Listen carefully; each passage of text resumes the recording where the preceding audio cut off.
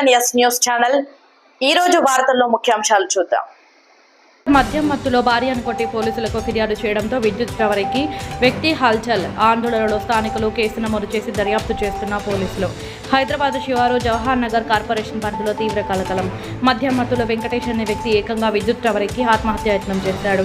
ఈ ఘటనకు సంబంధించిన పూర్తి వివరాలను పరిశీలిస్తే జవహర్ నగర్ పోలీస్ స్టేషన్ పరిధిలోని చెన్నాపూర్లో నివసించే వెంకటేష్ 40 సంవత్సరాలు, భార్య లక్ష్మి మరియు 3 పిల్లలతో కలిసి ఉంటున్నారు. వెంకటేష్కి మద్యం తాగే అలవాటు ఉండడంతో తరచూ భార్యను వేధించేవాడని తెలుస్తోంది.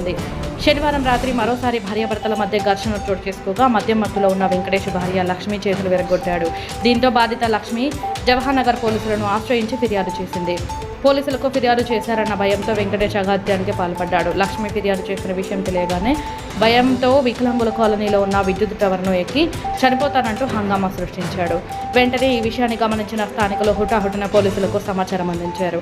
ఘటనా స్థలానికి చేరుకున్న పోలీసులు అగ్నిమాపక సిబ్బంది వెంకటేష్ను కిందకి దించేందుకు ప్రయత్నించారు. అయితే వెంకటేష్ గతంలోనూ ఇలా పలుమార్లు విద్యుత్ టవర్ ఎక్కి బెదిరింపులకు పాల్పడినట్లు పోలీసులు తెలిపారు.